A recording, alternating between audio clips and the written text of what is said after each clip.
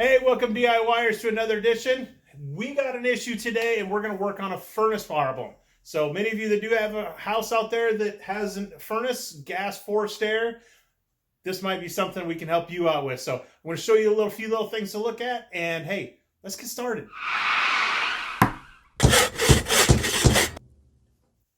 All right, so here we are. We got a furnace here that is calling for heat.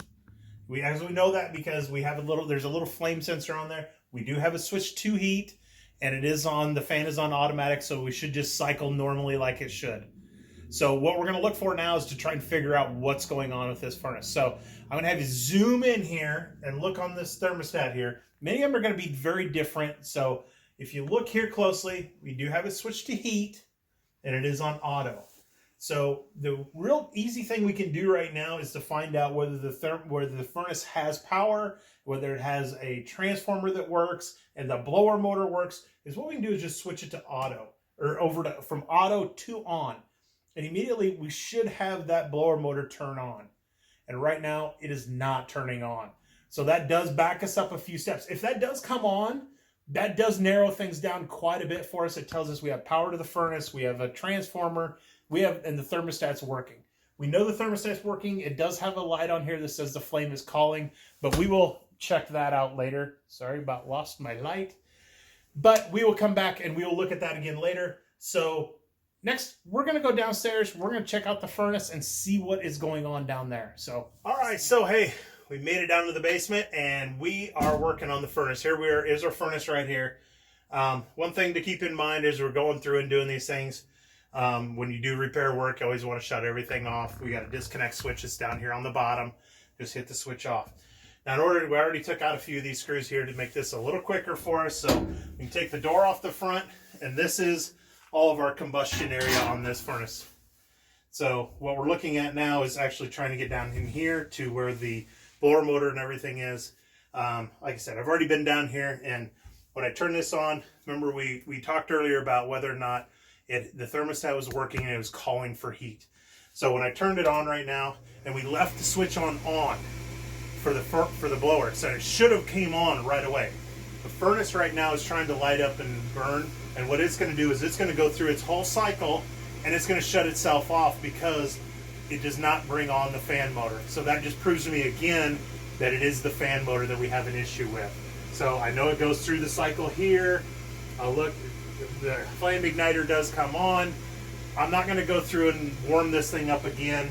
It's not what we're looking for here. So we do know it's the blower motor. So I'm going to go ahead and take this. I went ahead and hit the switch on the side.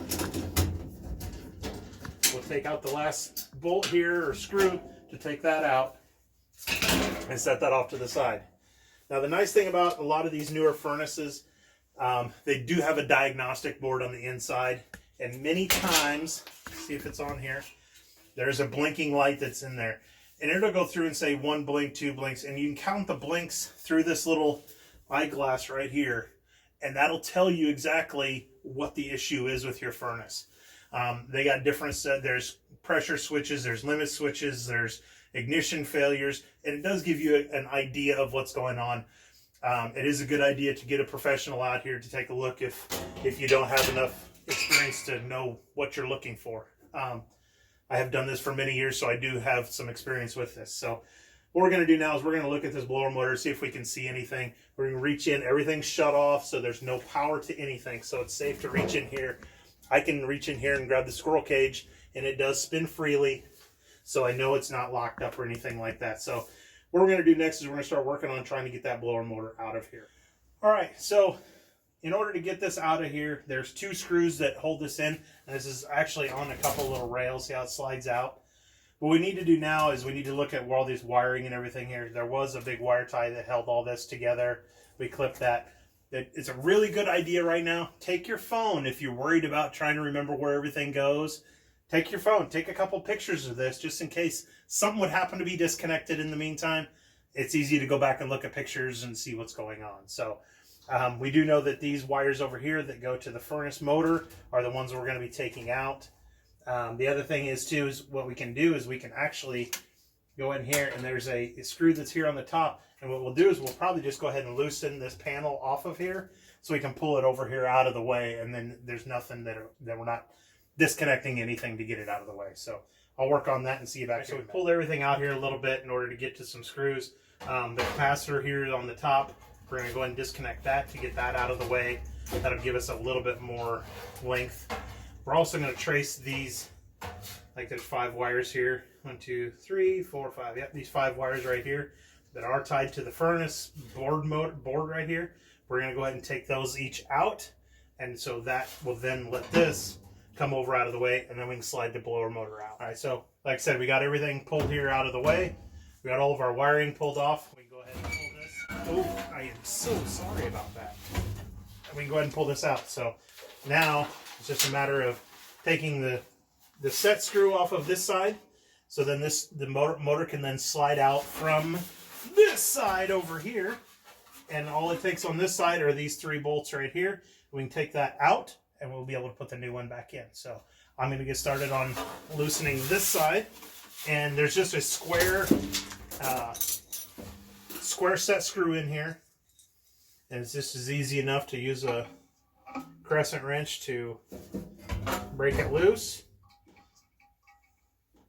And there it is. That's already loose there. It's a matter of going over to this side and start taking these bolts out on this side. All right, so we got this out. We got the set screw out and the bolts on the other side out, but it didn't want to go free yet. So I went ahead and backed the set screw out of this side. The nice thing is you use a crescent wrench. What you can do is get it the same size as the shaft. We did spray a little bit of WD-40 on here. And the nice thing is that it's got a flat side to it, and you can actually put it on there and work this back and forth in order so that you can get some of that WD-40 or whatever, and then you should be able to little jumping around with it. Motor comes right out, and there we go. Now we can go ahead and install a new one in here and get that going.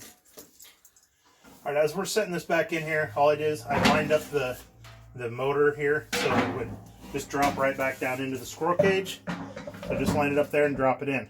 Now you want to kind of remember, as this is setting in here, you want this wiring and everything to come off the back.